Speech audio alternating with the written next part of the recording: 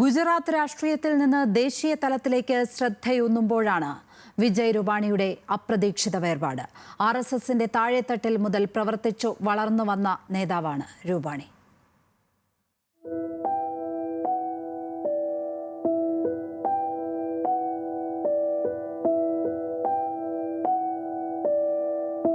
ഗുജറാത്തിൽ BJPയുടെ ട്രബിൾ ഷൂട്ടറായിരുന്നു എന്നും വിജയ് രൂപാണി.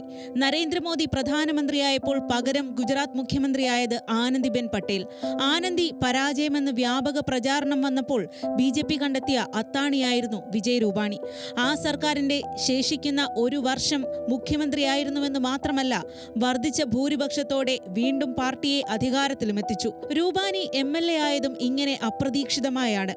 രാജ്കോട്ട് വെസ്റ്റിൽ MLA ആയിരുന്ന വജൂഭായ് വാല രാജിവെച്ചപ്പോൾ സീറ്റ് നിലനിർത്താൻ BJP നിയോഗിച്ചതും രൂപാനിയെയാണ്. വമ്പൻ ഭൂരിപക്ഷത്തോടെയായിരുന്നു ആ വിജയം. 6 വർഷം രാജ്യസഭാ അംഗമായും പ്രവർത്തിച്ചു.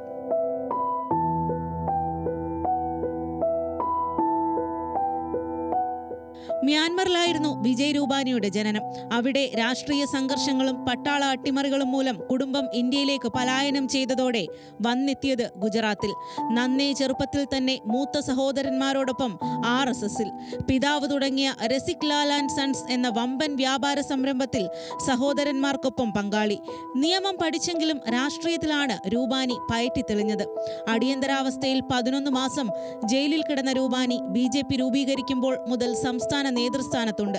ഇളയ മകൻ അപകടത്തിൽ മരിച്ചപ്പോൾ രൂപീകരിച്ച കാരുണ്യ ട്രസ്റ്റിന്റെ പ്രവർത്തനങ്ങളിലാണ് രൂപാനി കഴിഞ്ഞ മാസങ്ങളിൽ ശ്രദ്ധ കേന്ദ്രീകരിച്ചിരുന്നത്. News desk, news Malayalam.